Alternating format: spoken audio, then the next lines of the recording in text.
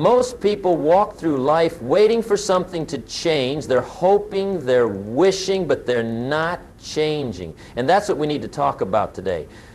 The things you're doing right now that keep you trapped, poor and powerless, not because life happens to you, but because of how you happen to life. I learned long ago that success leaves clues. But here's what most people miss. So does failure. And if you study the patterns of the unsuccessful, you'll find remarkable consistency. 10 habits, 10 choices, 10 mistakes that keep showing up. The good news, once you identify them, you can eliminate them. You know, I often think about my early days working at Sears. I was making $57.00 a week, not much to work with. But even then, I understood something crucial. It wasn't my paycheck that determined my future. It was my philosophy. Your philosophy about life, about money, about value, about people, that's what shapes your destiny, not the economy, not your background, not your circumstance, your philosophy. The first thing keeping you poor is playing the victim. I see it all the time. The economy, they say. The government, they complain. My boss, my parents, my circumstances. Listen carefully. As long as you believe someone else is in control of your life, someone else will be. You cannot be powerful while playing powerless. You cannot create wealth while blaming others for your condition. The moment, the very moment, you point a finger outward is the moment you surrender your power. I had a young man approach me after a seminar once. He told me, Mr. Rohn, you don't understand. I was born poor. I looked him straight in the eye and said, yes, and you can die rich. The choice is yours. He didn't like that answer. Most people don't, because responsibility is heavy. It's easier to blame. But blame keeps you exactly where you are. The second trap is not taking ownership. Ownership isn't just about accepting responsibility. It's about claiming your authority. When you don't own your life, you rent it. And renters don't build equity. Renters don't improve the property. Renters just pay the bill and hope the landlord treats them well. Is that how you're living? Paying your dues without building your future? Successful people don't wait for permission. They don't ask if they can. They decide they will. And that decision, that ownership, changes everything. Third, waiting for perfect conditions. I'll start saving when I make more money. I'll improve my skills when I have more time. I'll build that business when the economy improves. Perfect conditions are a myth. They don't exist, never have, never will. While you're waiting for the perfect moment, someone else is taking imperfect action. And guess what? They're getting results. Imperfect results that get better over time. I remember visiting the Midwest during planting season. I asked a farmer, how do you know when it's the perfect time to plant? His answer surprised me. You don't, he said. If you wait for perfect conditions, you'll never plant anything. Life rewards action, not contemplation. Progress comes from movement, not meditation. Wealth flows to those who act with incomplete information, not those who wait for certainty. Winter always comes.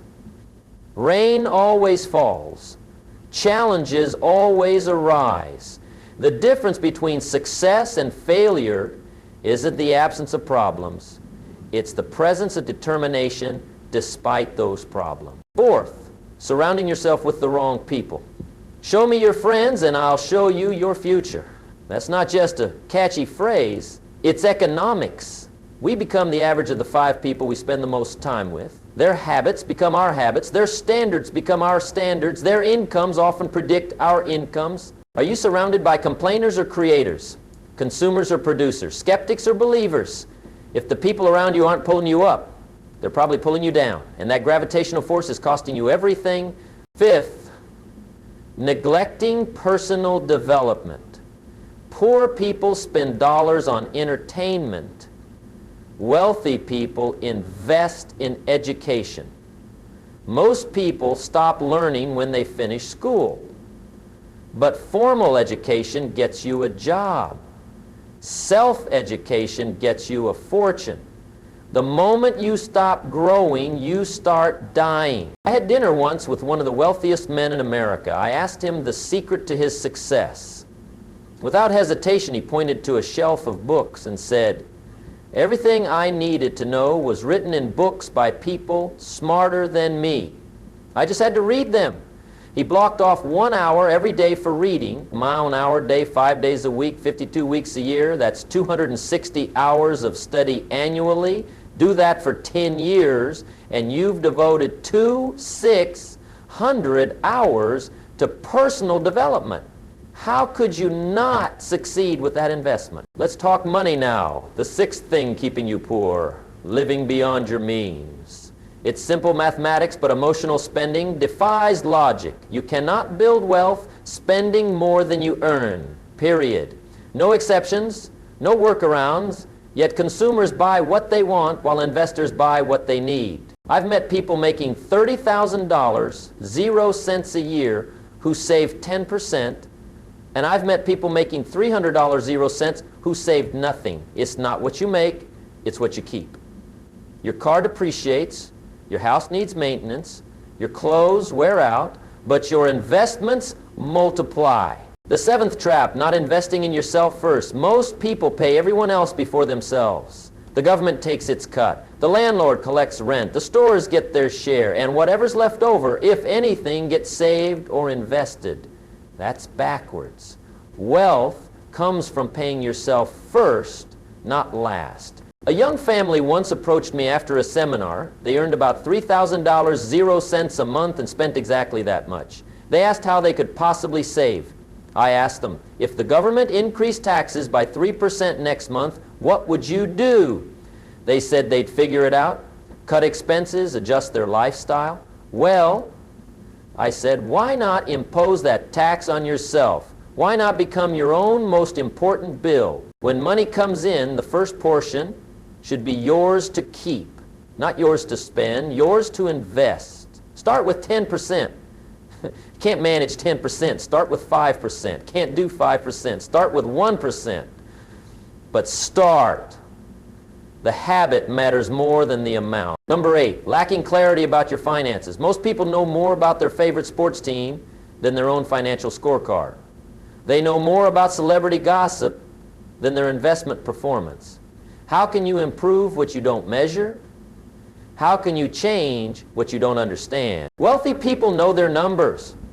They track, they measure, they adjust, not annually, not quarterly, daily.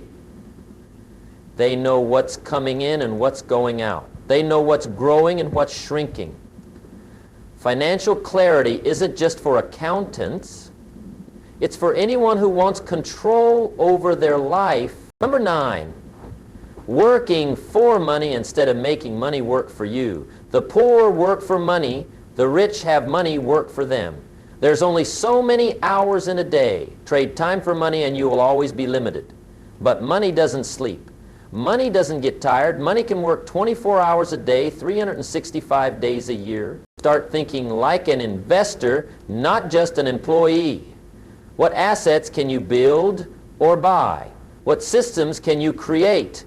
What value can you deliver that doesn't require your constant presence? The wealthy build pipelines, the poor carry buckets.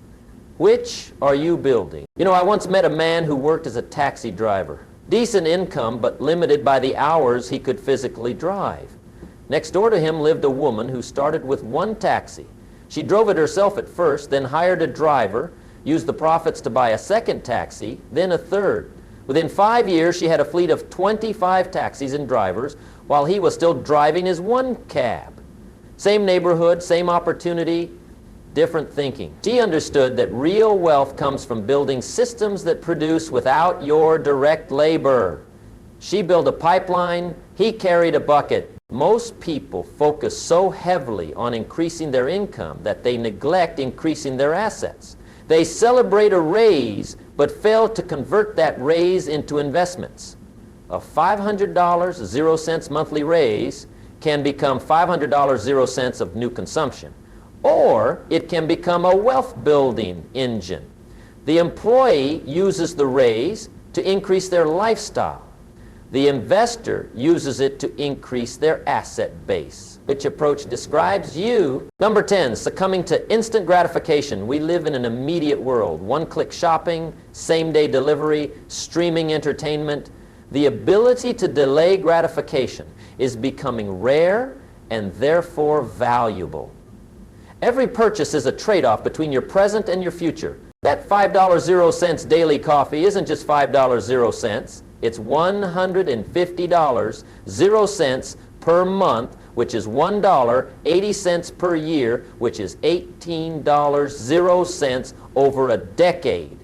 And that's without considering what that money could earn if invested.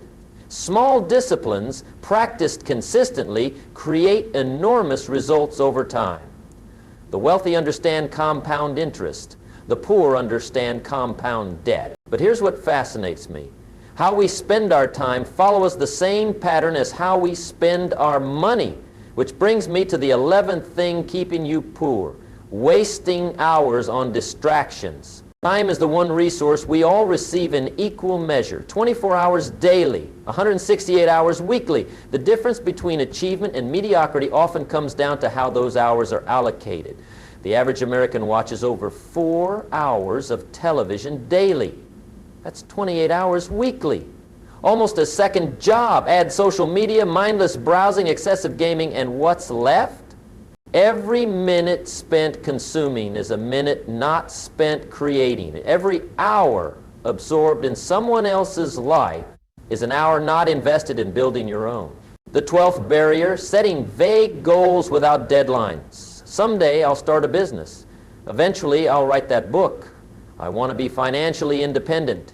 These aren't goals, they're wishes, and wishes without deadlines remain dreams. Goals require specificity. I will save $10,000, 0 cents, by December 31st. I will read 1 book weekly for the next 6 months. I will launch my side business by March 1st with 3 paying clients.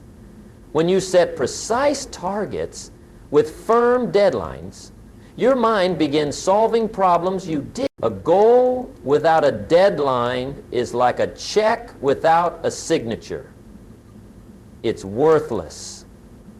Put time constraints on your ambitions and watch how your behavior changes. The 13th problem, avoiding difficult tasks. We are biologically wired to conserve energy, to seek comfort, to choose ease. But everything valuable lies on the other side of difficulty. The skills worth having, the accomplishments worth celebrating, the income worth earning, they all require pushing through resistance. Most people quit when things get hard. They start a business, face the first major challenge, and retreat to safety. They begin an exercise program, feel the initial discomfort, and return to the couch.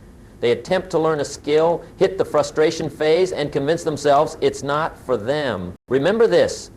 The discomfort you feel when growing is temporary. The discomfort of staying where you are is permanent. Choose your pain. Number 14, following the path of least resistance. Water flows downhill. Electricity takes the shortest route.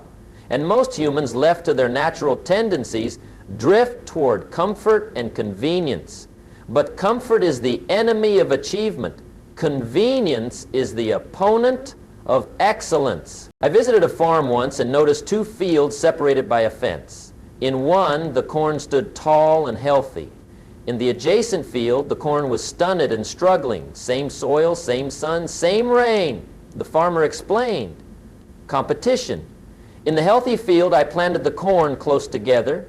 The proximity forced the roots to grow deeper for nutrients. The stalks grew taller, competing for sunlight. The difficult conditions created stronger plants. That's life. Resistance creates resilience. Challenge creates strength. The path of least resistance leads to mediocrity, guarantee. The path of greatest resistance, that's where growth happens. That's where rewards multiply. 15th, lacking consistent routines. Success isn't created by occasional heroic efforts. It's built through daily disciplines, small actions, repeated consistently, create unstoppable momentum. The wealthy have morning routines, evening routines, financial routines.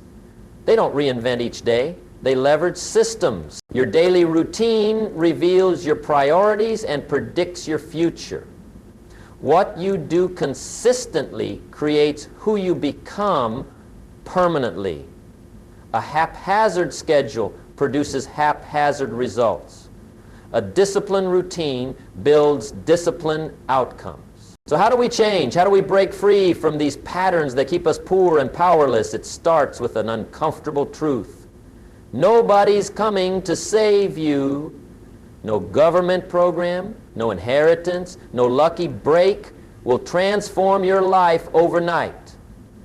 The catalyst for change isn't external, it's internal. First, develop iron discipline. Discipline is the bridge between goals and accomplishment. Without it, even the best plans fail. With it, even average strategies succeed. Discipline means doing what needs to be done, whether you feel like it or not. Let me tell you about two types of pain everyone faces. There's the pain of discipline and the pain of regret. The difference? Discipline weighs ounces. Regret weighs tons. Discipline has an expiration date. You do the difficult thing now, and it gets easier over time. Regret compounds. It grows heavier with each passing year. Start small. Build one habit at a time. Master it before adding another. The goal isn't perfection, it's progression. Small disciplines practiced daily create massive results over time. Second, create strategic networks. Your network determines your net worth. This isn't about collecting business cards or adding LinkedIn connections. It's about cultivating relationships with people who challenge you, inspire you, and hold you accountable. Most people underestimate the influence of their social circle. They assume their independence makes them immune to outside forces. But we absorb the attitudes, adopt the habits, and reflect the ambitions of those we spend time with, often without realizing. I've watched promising careers stall because of toxic associations. I've seen brilliant minds waste their potential in environments that celebrated mediocrity. Conversely, I've witnessed average people achieve extraordinary results simply by surrounding themselves with excellence. Find mentors who've achieved what you want to achieve. Join masterminds with peers pursuing similar goals. Collaborate with those who complement your weaknesses. The right relationships don't just support your journey, they accelerate it. Third, implement wealth-building habits. Financial freedom isn't complicated, but it is difficult. Save consistently. Invest regularly. Protect what you build. Expand what you earn. These aren't secrets, but they are rare practices. I want you to understand something crucial about money. It magnifies who you already are. If you're undisciplined with $100, 0 cents, you'll be undisciplined with $100, 0 cents. If you can't manage a small fortune, you won't magically develop the skills to manage a large one. You know, I've studied the habits of the wealthy for decades, and they share a common perspective. They don't see their bank balance as a scorecard. They see it as a tool. Money isn't the goal, freedom is. Money isn't wealth, it's what wealth is measured in. Let me share a story that changed my perspective. Years ago, I was at a gathering of successful entrepreneurs. During dinner, someone asked the table, if all your wealth disappeared tomorrow, how long would it take you to recover? Most people said 5-10 years. Then one older gentleman quietly said, 6 months maximum. Everyone turned to him in disbelief. He explained, my wealth isn't my bank accounts or properties, it's my understanding of how money works. It's my habits, my mindset, my skills. Those don't disappear when money does. If I lost everything tomorrow, I'd still wake up at 5 a.m. I'd still save the first 30% of whatever I earned. I'd still invest systematically. I'd still focus on providing exceptional value. Those habits created my wealth once, they would create it again. That story taught me that financial success isn't just about what you do, it's about who you become. And becoming a wealth builder means adopting certain immutable practices. Two emotions destroy wealth building: impatience and greed. Impatience abandons proven strategies when they don't produce immediate results. Greed chases higher returns at the expense of reasonable risk. Between the get-rich-quick schemes and the get-rich-never habits lies the middle path. Get rich surely. My mentor, Mr. Schoaf, taught me to view money as seeds rather than as fruit. Seeds you plant and grow. Fruit you consume and it's gone. Most people treat their paycheck as fruit to be immediately consumed. The wealthy treat income as seeds to be strategically planted. What percentage of your income are you planting? What percentage are you consuming? Fourth, engage in deliberate skill acquisition. The marketplace rewards value and skills create value. What can you do that others can't? What problems can you solve that others won't? What knowledge do you have that others lack? Your income rarely exceeds your value. Identify skills with leverage, abilities that create results regardless of hours worked. Sales, marketing, communication, leadership, technical expertise. The combination of these skills makes you not just employable, but invaluable. Learn continuously, practice deliberately, apply immediately. The gap between knowing and doing is often wider than the gap between ignorance and knowledge.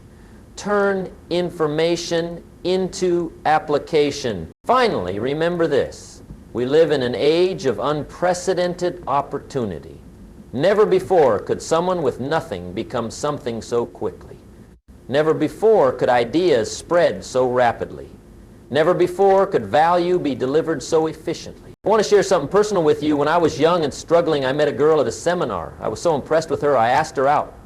We went to dinner at a nice restaurant. When the check came, $30, 0 cents, which was substantial back then. I didn't have enough money. I had to excuse myself, drive to a friend's house, borrow money, and drive back. Talk about embarrassment. That night, I made a promise to myself. Never again would I be caught without enough money to take care of my obligations. Never again would I live so close to the edge. Never again would I neglect preparing for tomorrow while living for today. What's your never again moment? We all have them, those painful experiences that can either defeat us permanently or propel us to new heights. The difference lies in how we respond. Do we make excuses or do we make changes? You see, life doesn't respond to need, it responds to deserve. You can need more money all day long, but the marketplace only rewards those who deserve more. Those who have made themselves more valuable, more skilled, more disciplined. The difference between the top 20% and the bottom 80% is minimal in terms of raw talent or intelligence, but it's massive in terms of commitment, discipline, and consistency. It's not about working harder, it's about working smarter with unwavering persistence. I'm often asked what separates extraordinary achievers from everyone else. Is it intelligence? Sometimes, but I've met brilliant failures. Is it talent? Occasionally, but talent without discipline is like an octopus on roller skates. Lots of movement, but no direction. Is it luck? Perhaps in short bursts, but not over a lifetime. What truly separates them is their philosophy about life and their understanding of a fundamental truth. Success has a price tag. You can't bargain with it, wish it lower, or put it on a payment plan. You must pay in full, up front, with no guarantee of returns. Most people want the rewards without the risks, the results without the work, the victory without the fight. Every day, we make small decisions that seem insignificant. Skip the morning routine. Postpone the difficult conversation. Delay the financial planning. Watch another episode instead of reading another chapter. None of these choices feels consequential in the moment, but collectively, repeatedly, they determine your trajectory. Excellence isn't an event, it's a habit. Success isn't a destination, it's a practice. Wealth isn't a windfall, it's an accumulation of discipline, of knowledge, of advantageous choices made consistently over time. The choice is yours. It always has been. And no power on earth can transform your life until you decide to transform it yourself. So decide today, not tomorrow, not someday, now. Begin eliminating these patterns, start creating new ones, and watch as your life, your income, your influence, your impact transform before your eyes. Success is neither magical nor mysterious. It's the natural consequence of consistently applying basic fundamentals. Start applying them today.